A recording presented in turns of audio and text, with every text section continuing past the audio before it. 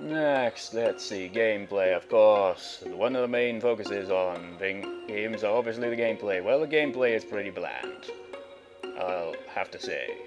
The Wii remote acts as the flashlight thing. You just, they point it at the screen, obviously, and you just move it back and forth, up and down, for the aiming of it all and all that. You get weapons, you use weapons on the enemies. It's all very unoriginal, but that's not surprising, to be honest. The main focus of this game is the story rather than the gameplay. Gameplay can be a bit screwy at times, because if you turn around the Wiimote, sometimes it's when you turn it you end up freaking facing the wrong way and getting attacked by all sorts of enemies. And I'd like to talk about the enemies right now quickly. There are some really annoying enemies in the game. Like these freaking stupid birds, they're really pesky little bastards. Seriously, when you encounter these birds in-game, you will hate them. Hate them so much, especially in places where you're really high up and gotta be very careful. They always try to knock you off that. And they always come in groups as well, so it's really annoying. Anyway, back to gameplay. It's basically... there's not really much to the gameplay, really. It's just like, smack, pick up this, and just zoom in using, well, you just control the Wiimote for the flashlight and all that. You hold down B to zoom in and A to examine things. It's pretty basic. Nothing too hard to understand. Let's see, what else? Was there anything else gameplay-wise? I don't think there was. No, not really. There's not really much to the gameplay, so I'd give it about a 4, to be honest. There was really nothing much of interest enough to even be a 5 out of 10, so 4 out of 10. Let's see, what else was there? I've already lost track of what scores I've given it so far, so an overall score thing will just be whatever I think I should give it. Let's see. Is there anything else in the story that I've forgotten to comment on here? God damn it, I should write this down. This is the worst review ever, and now it's gonna be split into 2 parts because of the stupid time limit. What a bunch of fail. Let's think here. Is there anything else I'm forgetting? Other than the story, because I'm keeping that for last. And it's gonna be no spoilers, by the way. No spoilers on the story. I'm not gonna spoil anything. I'm just gonna say what I thought of it. Oh yeah, about the map thingy and stuff like that. It has a map in the game, but I never even use it. You don't need the map. The map just seems completely pointless to me because I never used it. I mean, I just went through the game, didn't need it once. I knew where I was going. I thought there was no real need for the map in the game. I mean, there are some places where you could get lost, but it's easy to, like, remember where you are and stuff without the map, so I found it pointless. And also, the boss battles are really, really anticlimactic. There was only one boss, and it wasn't even the final boss. Only one boss was actually able to give me any trouble. All the other bosses, weak as crap. You could probably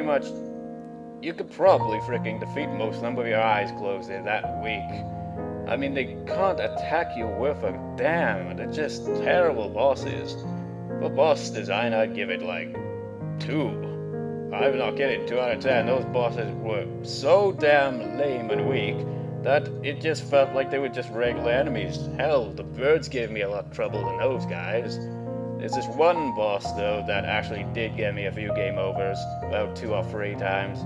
Final boss gave me 1 game over, but that was because I didn't know what I was doing. Once I knew what I was doing, that boss had nothing.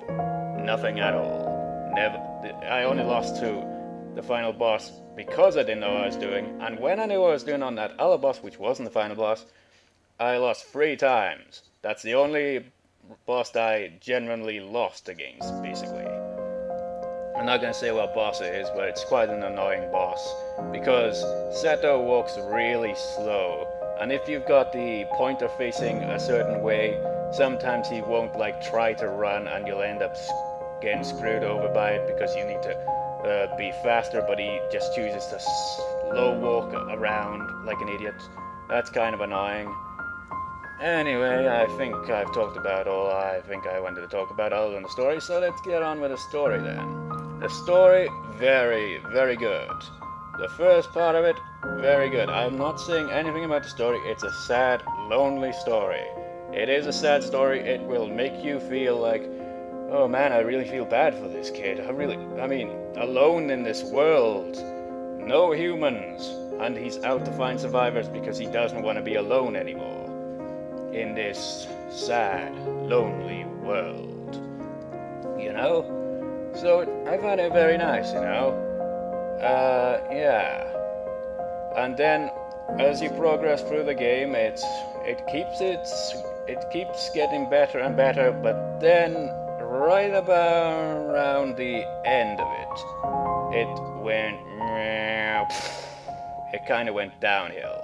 It was still good, but then it kind of felt really rushed towards the end. Like, I mean really rushed. Like, let's see. I mean, the whole build-up, and then all of a sudden, the game suddenly ends. It felt like it was too short. Towards the end, it just kind of killed the mood, really, to be honest. I mean, this whole game has been leading up to this final scene, and this final ending that we've been working so hard to get to, and then it ends completely unexpected, and it's just like, what? So what happened? It doesn't explain much.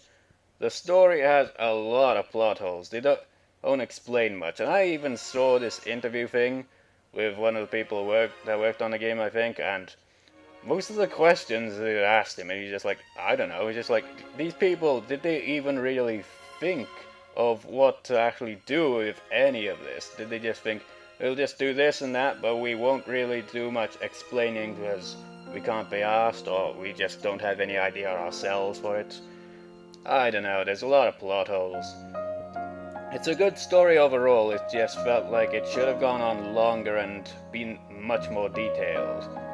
But, what can you do, really? What can you do? It's a shame, really. Some of those characters were quite interesting, especially the Chicken Man guy. I wanted to see some more development for him. When I was at the end of the game, I was like, so, is Chicken Man gonna get any development? This isn't the final boss, is it? It can't be. It can't be. There's still a lot of unsolved issues here. And then it was the final boss, and I was like, what?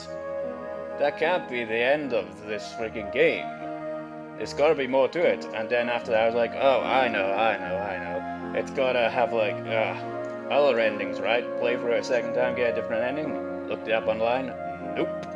No special endings, no nothing. After you complete the game, you unlock bonus feature things, which is basically just the art thing, the cutscenes, and the trailers and the credits. It's not really much. It's neat, but it's not much. So yeah. So for story, I'd give it a 7. It could have been something amazing, but towards the end, kind of screwed it up. It was really good. I mean, damn, really good. But then they kind of felt like they either were pressured to release it sooner than they expected or something, or they just ran out of a budget. I don't know. It seems like it must have been one of the two, because it was rushed towards the end. It could have been so much more, but well. I suppose that's that then. If you enjoyed liked what you heard about the game, then buy it. If you've already played the game, then what did you think of it then? I thought it was good, so all in all, I'd give it, let's see here. I'd give it 7.5 out of 10. I would give it an 8, but I don't know. Because it's got a lot of flaws to it as well as its pros, you know? Its pros are like the good story, the nice art style, and stuff like that. It's got like an anime kind of art style going on, so bonus from me on that one. And what else was good? Oh yeah, the music was freaking awesome. And the characters were likable, although some of them had no real development, as I've already said. And yeah, those are pros of this thing, but then you've got the gameplay issues that I didn't quite like much. It was too bland, it was nothing original to it. It felt a bit screwy at times, you know, and then there was those boss fights. They were too weak to be considered boss fights. That was a disappointment. And the ending, I thought, was a disappointment, but that's just my opinion. So, if you haven't played this game and you like what you hear, check it out. I thought it was a good game. I'm repeating myself now. So anyway, that was my review of Fragile Dreams for the Nintendo Wii. This is either a bad review or a good review, or I don't know. This is the first time trying to do a review here, so yeah. It's either good or it's bad. I don't expect it to be that good, but whatever. It's up to you. If you like the game, go buy it now, or when you can. Anyway, that's all. See ya, viewers.